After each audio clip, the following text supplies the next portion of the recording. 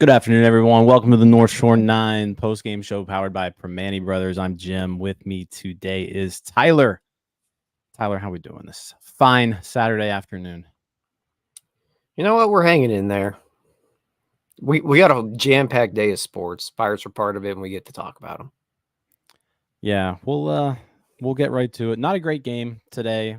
Kind of a boring game, lackluster, not a lot of individual performances, but we'll talk about what happened today. Pirates lose game 2 of this 3-game series to the Kansas City Royals by a score of 5-1. Before we get into all of it, BetOnline is the world's most trusted betting platform and your number one source for everything football. BetOnline has every stat, every matchup, and even live odds and spreads to bet on during the games. Think you know your stuff? Get in on our $200,000 mega contest and pick 5 games against the spread every week for your chance of weekly prizes and a share of $200K. When the game's over, head on over to the online casino, get in on a game of blackjack or poker, or unwind with one of our over 150 slot games. Head to the website today to get in on the action. BetOnline. The game starts here. All right. Mitch Keller versus Michael Wacha today. Michael Wacha, as the broadcast reminded us, was the game 4 starter in the 2013 NLDS. So I appreciate Pittsburgh Sportsnet for just reminding us of that. But he's having a really, really good year for the Royals. And I think today he really showed you why. Like mixing pitches, locating, kept the Pirates off balance the whole time. I mean, this Pirates offense, obviously nothing to write home about, but Michael Wacha was really good today. He's 13-7 now on the year with a 3.29 ERA. That's was a good free agent pickup for the Royals. It was, and he located really effectively today. And I guess I didn't really realize the stuff still does play for him. Like the fastball still has a good bit of life to it. He looked good today, and the Pirates didn't look too competitive at the plate in general. And Walker gets credit for that, but Pirates also just didn't take advantage of opportunities. Yeah. We'll talk about the opportunities and really the Royals. That's ultimately what the game came down to. It's not like the Royals took advantage of all of their opportunities, but they took advantage of a little bit more than the Pirates did. And they weren't as sloppy as the Pirates either. It was a pretty sloppy ball game for the Bucks.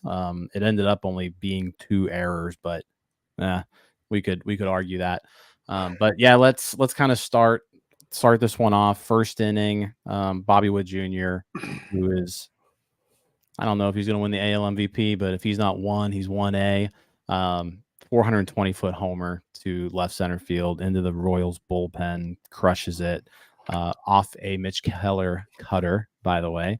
That'll be a theme here on a couple of these Royals hits, but Bobby Wood Jr. just crushes one solo homer.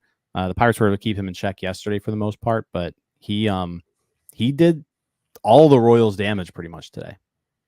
Yeah, he's a dude. He's a dude. Straight up, he's a dude. But the Royals, not just that, but he's kind of just the face of the entire team because they all kind of play like him, where they're really aggressive on the bases, they're really athletic, and they play a really aggressive brand of baseball. And we saw it just the way they were able to run all over the Pirates today. And to go back to first inning, what have we been pounding the table about the cutter with Mitch Keller? And it's been a little more effective than maybe we give it credit for. They're still hitting have over an 800 OPS against it, but it's not like the batting average is crazy with it. I think it was I don't even have like that. So. I don't even really have that bad of a thing to say. Like it's not like this was a terrible pitch to Bobby Wood Jr. either. Like it was a cutter kind of up and away. Most hitters don't pull that to the left center field gap 420 feet. Like, let's be real. But Bobby Wood Jr. is special, and if you give him anything in the zone that he can extend on, he does that. So that was his first of 3 RBIs today. Pirates bats were pretty quiet the entire beginning of the game. Michael Wacha, lots of swings and misses, 18 whiffs generated. But also after that first inning, Mitch Keller settled down. I mean, Mitch Keller put up 3 zeros after that home run against Witt. Gave up a couple more runs in the 5th inning, but again, those runs, not great defense behind them. Adam Frazier led off with a quote unquote triple. You could call it a triple. Probably shouldn't have been a triple. I don't know how much it would have mattered. O'Neal Cruz pretty much dove for a ball, whiffed, and then Frazier gets a triple out of it. But Garcia doubled after that, hit by pitch. There was a sac fly. So I think no matter what would have happened, they're probably still picking up 2 runs in that 5th inning. But yeah, that 3-0 with the way Wacha was pitching, it kind of made just the offense was lifeless. It seemed like that kind of put the game out of reach right there. Yeah, and I think Keller, I think he pitched more effectively than he looked, because I didn't think he looked particularly good. We saw it again. The velocity is down. Sat around 93 today. The sinker was all the way down to 91. I don't know what's going on with him, but effectiveness, it was there. I mean, he was able to get outs, and he should have got out of probably innings a little bit quicker at least. But defense kind of let him down today. And like you said, once those couple runs were scored, it was kind of obvious the Pirates weren't going to be able to claw back into it. Yeah, you mentioned the velocity. It was something that I noticed watching it, but yeah, that does jump off to me. The sinker in particular was down about 2.4 miles per hour from his season average. 4-seam fastball down 1.6 miles per hour. Everything was down. The slider was down. Curveball was down. Sweeper was down. Cutter was down. So yeah, velocity just down across the board for Keller today. So not something you want to see. But again, I don't think he pitched poorly today. It was just he was fine, but the Pirates offense just wasn't good enough. Like fine wasn't good enough today, ultimately. Yeah. The other 8 guys on the field weren't good enough for him to just be fine. Yeah. I mean, he gives up 4 hits, 1 walk in 6 innings, 4 runs, 3 of them are earned. I mean, it goes down in the book as a quality start. But yeah, not his best game, not his worst game. But yeah, the Pirates story today was just they really couldn't get anything going on offense.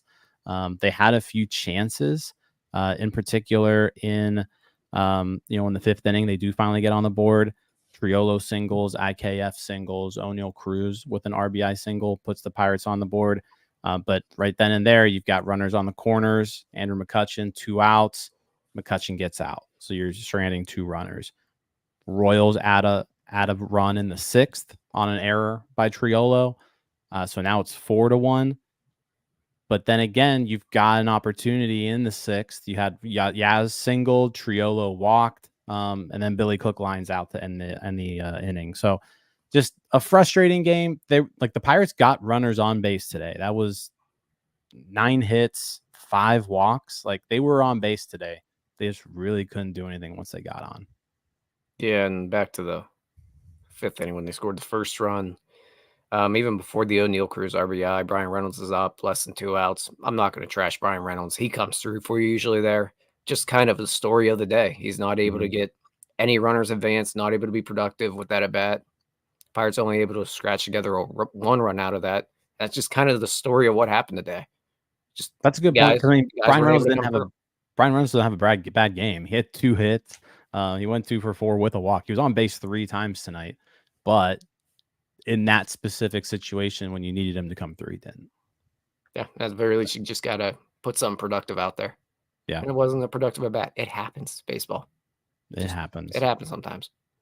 And then in the 8th, the Pirates, this is kind of when the Pirates did have their chance to claw back in this.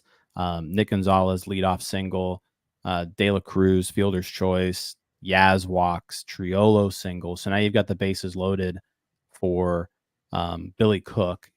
Pinch hit Bart for Cook because you got the lefty Bubich coming in.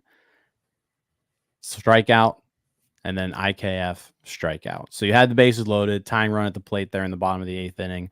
And you had, Joey Bart up against a lefty, like you'll take that. It just didn't pan out today.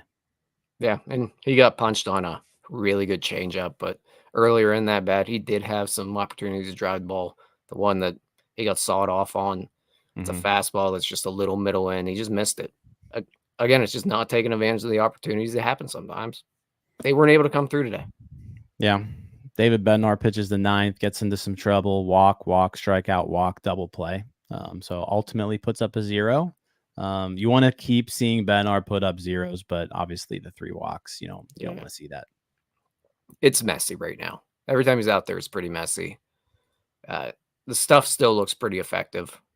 It's just command and the Trevor May stuff is probably a problem. And now mentally, there's probably something going on. Yeah. But I mean, you mentioned like the Royals were aggressive today. Kyle Isbell, 2 stolen bases. Freddie Fermin, a stolen base. Michael Garcia, 3 stolen bases today. So, 6 stolen bases in total for the Royals. It's not like they were coming through with runners on base all that much. They were 2 for 12 with runners in scoring position. Pirates were 2 for 9. It was just, the Royals were just getting, I guess, better hits, more timely hits. When the Pirates did get a hit in runners in scoring position, Triolo had one, but it was hit in a way that the runner on second couldn't score.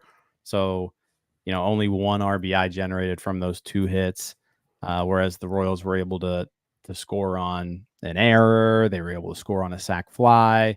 And then I said that 5th inning, they were able to get a little bit more across the board with some extra base hits. But yeah, Bobby Wood Jr., you coming into the series, you look at these 2 teams and you look at them on paper and you're like, the Royals don't look that much better than the Pirates, but Bobby Wood Jr. is someone who just by himself makes a team a lot better.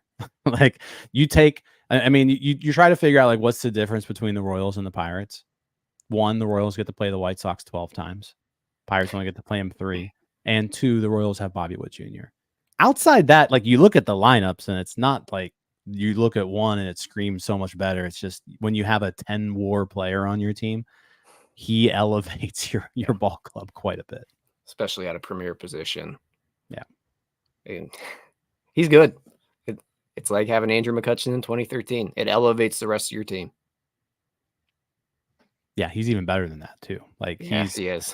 he's putting together a hell of a year.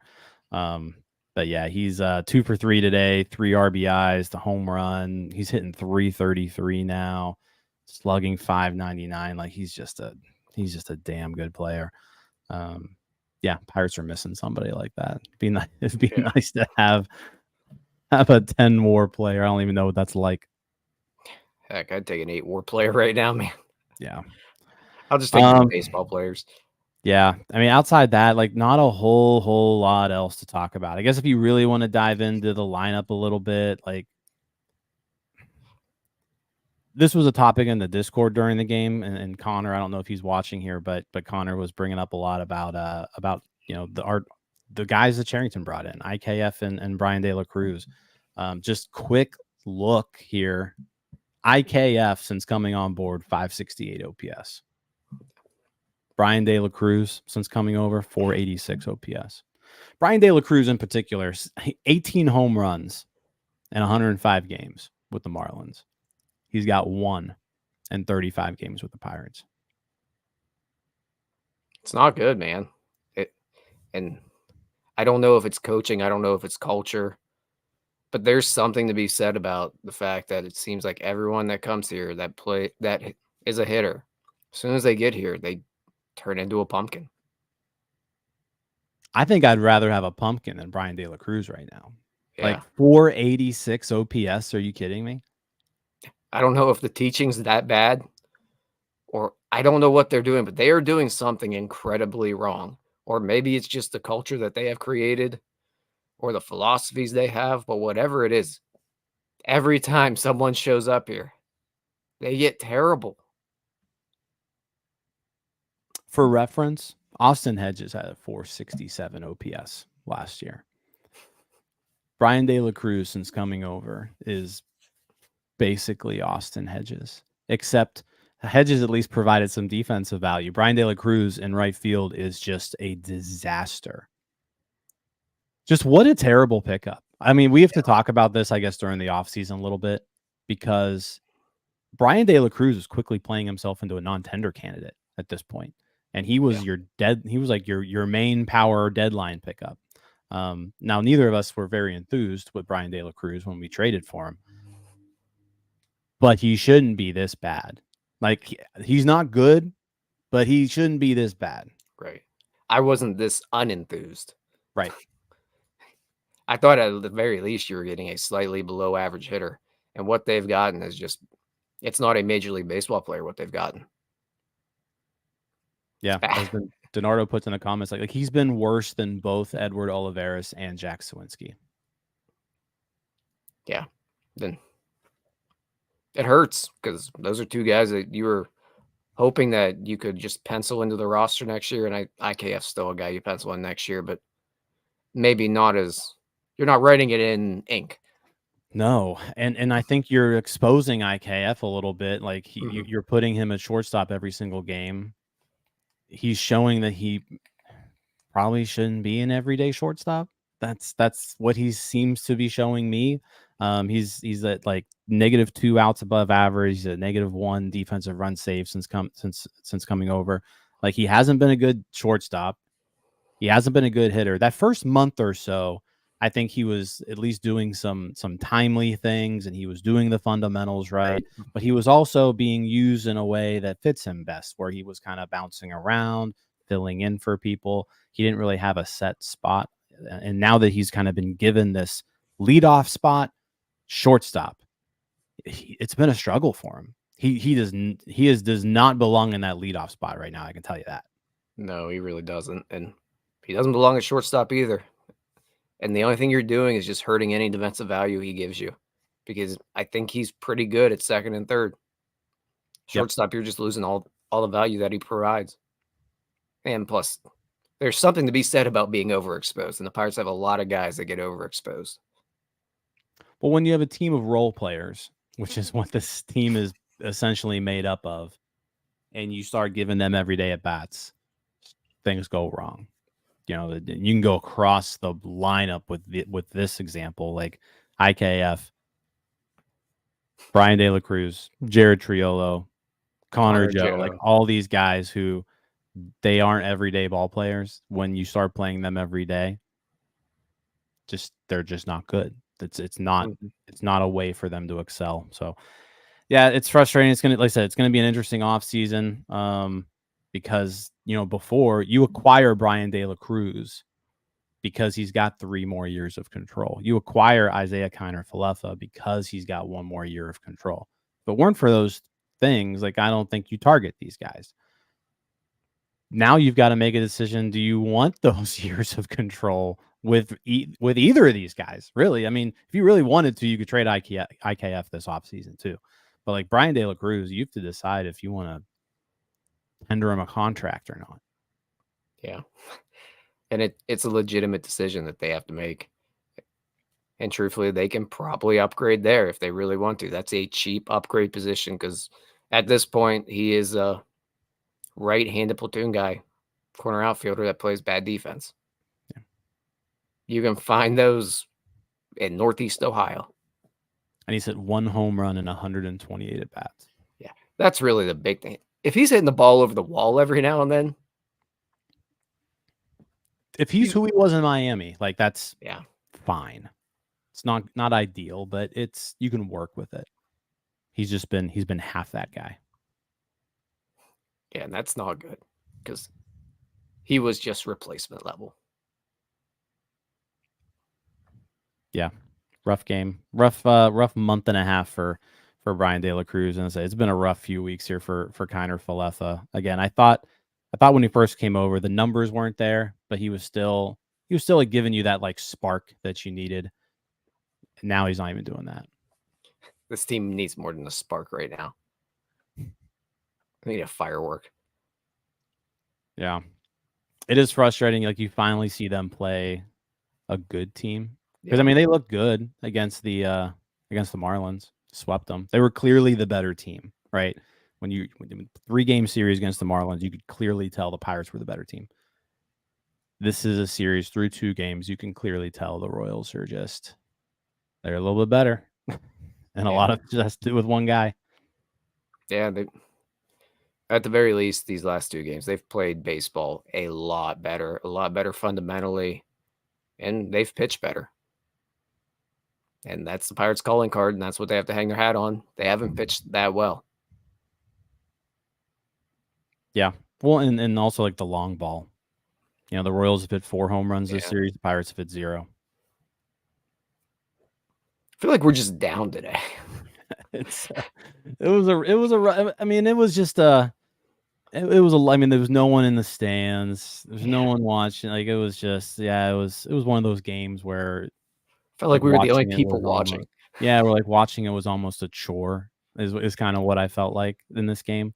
Like I said, I think Keller looked fine. Keller didn't do anything for me to say like, Keller, you suck. Like he was fine today. The rest of the bullpen was fine. Majinski gave up a run, but he wouldn't have given up a run if O'Neill Cruz catches Bobby Wood Jr.'s fly ball, right?